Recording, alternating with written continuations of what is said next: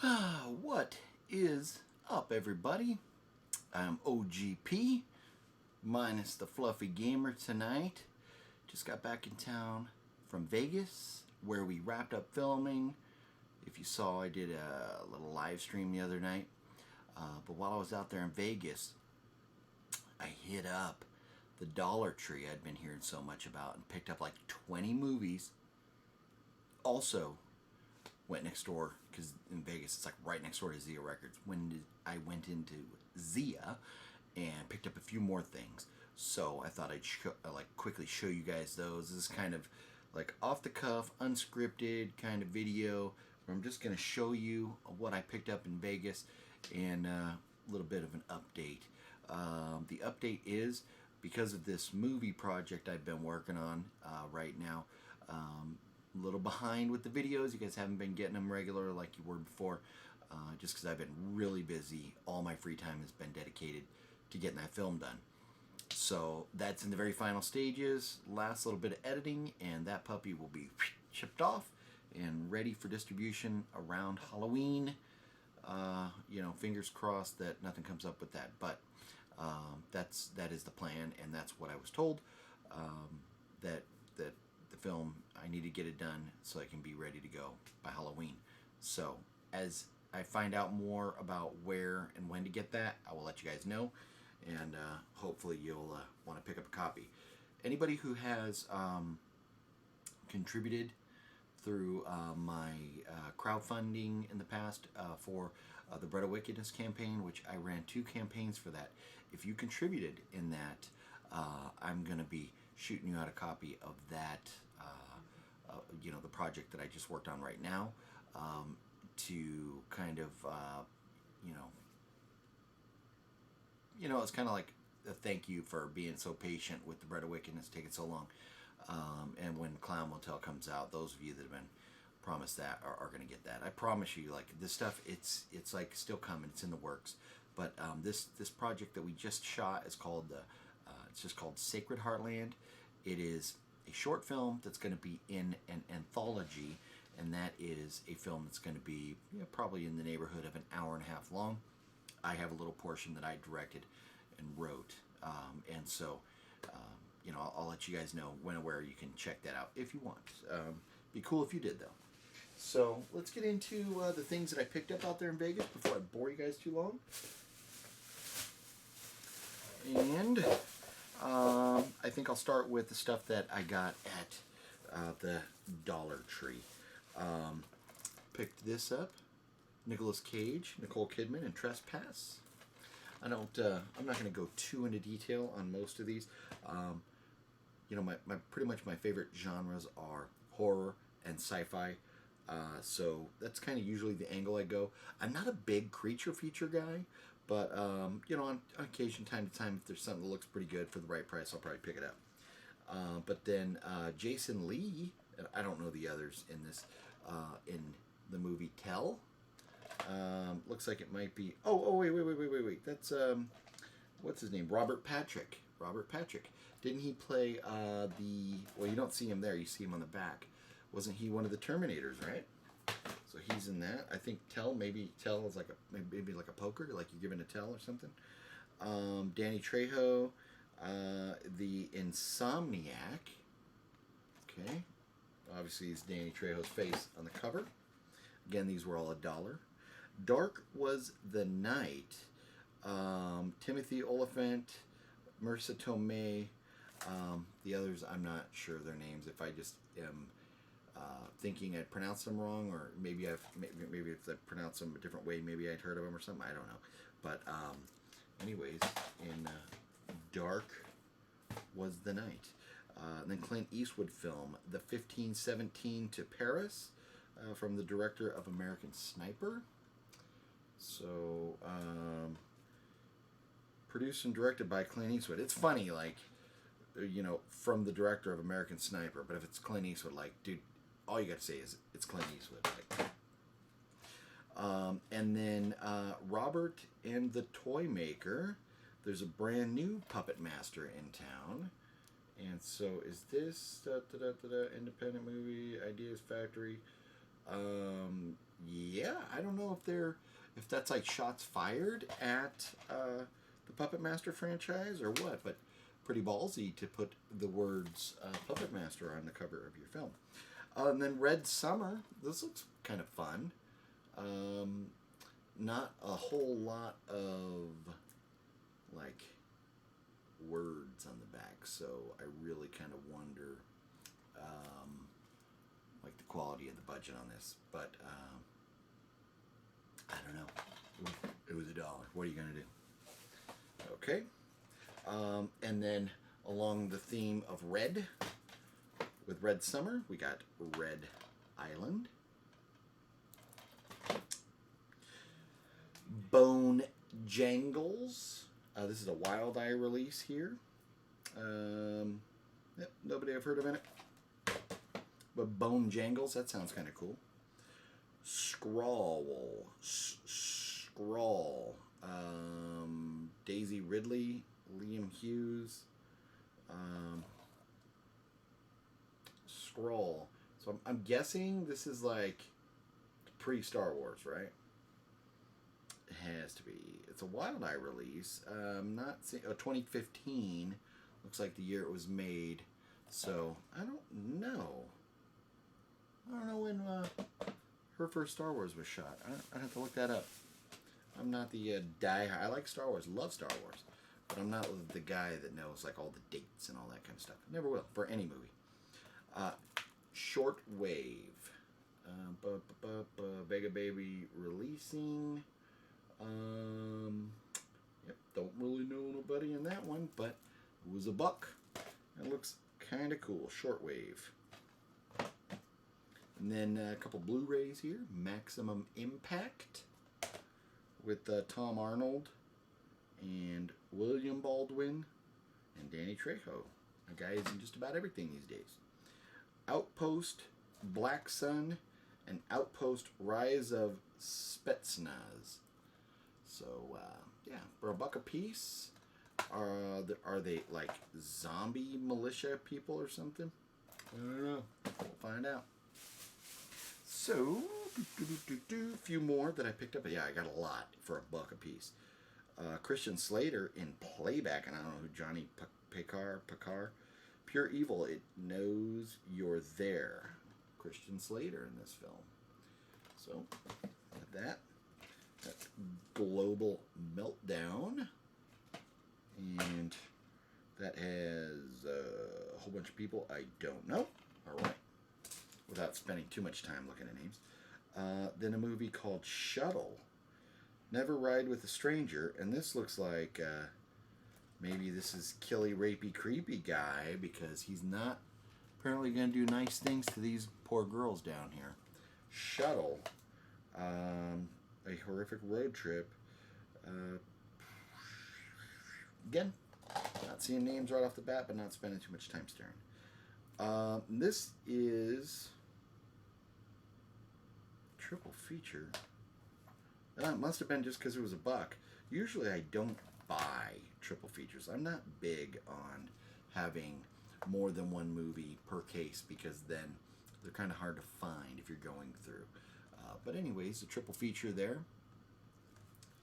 Terror Trap Midnight Movie, A New Face of Horror, and Scar, Unrated Director's Cut. Big Bad Wolves. Yeah. And, you know, kind of like when you're looking at movies, if they don't like even bother to put any of the actors' names on the front, then kind of tells you it's probably nobody big and famous in it. Although they have a quote from Quentin Tarantino saying the best film of the year, and looks like that would have been 2014 or 2013. 2014 it was released, 2013 probably shot. So anyways, hey, if Quentin Tarantino thinks it's that great, definitely something that I'll want to be checking out sooner than later. Then I've got Kiss of the Damned, Her Love Will Never Die. And I'm not even going to begin to guess how to say that name up on top there. But hey, they were all $1, and that's how I roll. I'm all about the value purchases here. Then over at Zuzia Records. I picked up a few films over there. This one, I think it was just based on the fact it was kind of creepy, gooey, groovy, crazy looking, and it was like $2.99. House Horror House on Highway 5. Yep. Picked that up for $3. And then this, Tales from the Grave. The producer and director of this, Stephanie Beaton, has like a legal battle, I guess, going on with one Mr. Dustin Ferguson, who also made a Tales from the Grave. However, this was kind of made like many years before Dustin Ferguson's pile of crap. So, hopefully she either won or shut his shit down or what, who knows. When they're low budget movies, there's not that much money to be made, so it's hard to tell. But I can almost assure you this is going to be better than whatever Dustin Ferguson put out in his. Then I picked up Babysitter Massacre, which this is another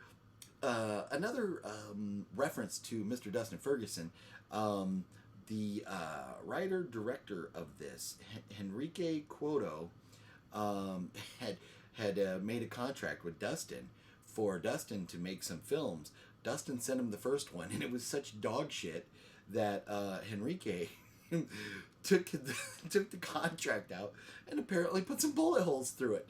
And didn't bother paying Dustin the rest of his money. And so, funny story, Dustin had John Ward and I over at his house after he turned that first movie into this guy. And it was that Horn Dogs Beach Party movie. So, Henrique put a girl doing like kind of like an Elvira thing in the background. And she just destroyed the movie, which the movie was fucking bad. But John and I were trying to be nice, being the good friends at the time to Dustin. And so we were like, oh, yeah, that's too bad. Right after we left, John and I were both like, wow, how does Dustin not realize that movie was just, it was tragic. It was just beyond bad. So, anyways, I understand why if I had given somebody money to make a movie and they gave me something like that, I would be pissed off too. So, but anyways, yeah, Babysitter Massacre. I don't know how good it's going to be or anything. I've never seen any of Henrique's films, but I'll check it out and I'll let you guys know what I think. Then this, there was a couple movies in the 2 for $3 bin. And this one I was torn because it has Meatloaf in it. And I'm not really a big Meatloaf fan. But it's from the Masters of Horror series, and it's called Pelts. And, pardon me. I don't know. For $1.50, I thought, it looks like it's worth $1.50 to pick up. So I grabbed it. I was like, what the hell? Then the other one that I got in that deal, this has a really cool cover. It's called The Task. And so you see the big camera front and center, but then look, you got a creepy clown up there. So I haven't really read into what these are about or anything, but this looks like French on the back. So it looks like you can listen to it in French or English. It says back here, released by After Dark Films, called The Task. But the clown there is really what caught my eye. So for $1.50, probably worth it, right? And then this right here is Creature Comforts with David Bowie and Terrence Stamp. Executive producers Tony and Ridley Scott. So that, let's see is there a runtime or anything? Showtime presents 2003. I'm not seeing like a runtime or anything back here. Maybe on the features or something. But anyways, I'm sure it was not originally. Well, obviously, originally Showtime released it, but then this was re-released by York. Is it York Entertainment? Yeah, York Entertainment. So apparently this has David Bowie in it. So that was $4.99. Thought it looked kind of cool. And then I got this by recommendation of John Ward. This is Spells and Slashers. It's a little, like, I guess technically box set, even though, you know, like both sides of the box are open, but it has a nice sleeve. 3 DVD pack, 9 Hours of Terror, and where does it say? Yeah, I thought he said these were trauma films, but I'm not seeing. Yeah, I'm not seeing anything trauma on here, but Dead and Rotting Special Edition, Bloodletting Remastered Special Edition, and Hell Asylum Special Edition. So, anyways, 3-pack. John Ward said that these movies, all 3 of them are worth having, and so to get all 3 of them for $8, less than $3 a piece, was a good way to go. So I picked that up. That was pretty cool. And then one I got that doesn't look really horror, looks kind of more adventure, maybe along the lines of like Stranger Things or like a Ghostbusters or like an E.T. or something along those lines. I don't know. It says a once in a lifetime adventure, a once in forever encounter. This is a dark epic film called The Comet Kids. Never heard of this before. Just flat out going to be honest. Never heard of it before. But this was also at the Dollar Tree there. SP releasing dark epic films, directed by Glenn Triggs. Not seeing any names I recognize there, but looked like it might be a fun adventure kind of kids movie, or maybe not necessarily for kids, but an adventure with some kids. So, and the only date I see on here is 2017, Dark Epic Films. So I don't know if that's when it was actually made or not. If it was made before then, they did a good job of giving it that kind of retro look and feel. But it was $1. Can't go wrong. And then the last thing that I picked up was, again, back at the Dollar Tree. I picked up 2 copies of this because I absolutely love the movie. And I'll probably just put one on my shelf just to leave closed. And I'm not sure what I'll do with the other one. But this, I loved the movie. I thought it was very fun.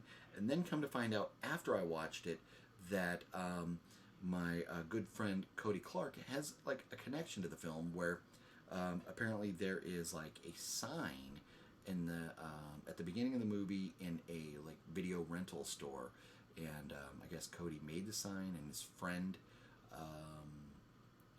was the one like working at the time. We don't really see his face; you see his hands and stuff. If I remember right, that's what Cody said, something along those lines. But this movie is called Murder Party, and this is about this guy here. He was kind of goofy. He looked like kind of a loner. It was like Halloween night, and he checked out some. He like rented some movies at this video rental store, and he was going back home, gonna have a nice evening like with his kitty cat and his horror movies. That's how he was gonna do Halloween. Well, along the way, he finds this invitation to this party called the Murder Party, and he thinks it's just going to be like some Halloween party or something. So he goes home, makes some like food to bring, and kind of like creates his own Halloween costume out of cardboard and duct tape, which is pretty funny. But then he goes to the party, and it's definitely not what he expected. Lots of blood, lots of gore, lots of craziness. It was shot in New York City, I think like Brooklyn area. And it was a fun movie. I really enjoyed it. Went by really quickly, and just a lot of craziness to it. So I definitely recommend. And I actually watched it for the first time, I think, on either Netflix or Tubi. One of those two is where I saw this. And then I was talking to Cody about it. I asked him if he'd ever saw it, and he was telling me about his connection to the film. So anyways, they actually had more than the 2 copies. I think there was at least one more, if not more than that. But I picked up two. I was like, you know, I need to put this on my shelf. And I actually already have. Well, I got a bunch of shit in the way right now. Yeah, I already have one copy of Murder Party up here. So these make 3 copies for me now. But I like if I have a movie that I can have, just like a video game, if I can have a sealed, factory sealed copy in addition to a copy that I can pop out and actually watch and keep the integrity of the brand new copy, I like to have the both then. Yeah, just, you know, so I can watch the one and, you know, still say that I have the other one. Or, you know, if there's any sense of value to it at any point down the line. So, so anyways, that's what I picked up at Zia and Dollar Tree in Vegas. I'm looking at my camera right now. I was trying to figure out how long I've been going here, but it's not giving me a time. So I don't know how long I've been going, but hopefully I haven't bored you guys. I had a lot of fun out there in Vegas. The cast that I got together for the film, for the Sacred Heartland film, are amazing. Great people. Jessie, one of the leading actress in the film, she was also in my Clown Motel Massacre film, and so, which you'll see down the road. But she's just like a sweetheart of a person and a trooper out there on set. So real pleasure working with her. And we actually had a last minute cast adjustment, and we brought on this guy Mike that filled in the lead role, and he is like he's like a young Will Smith or something. He's great. Just the camera loves him. He just looks so good on film, and just the chemistry between those two was pretty amazing. And maybe I'll do something else with them down the road, because it was just so much fun to work with them. And then the rest of the cast, everybody was great. So I'll be letting you guys know where and when you can find out about that particular film to watch.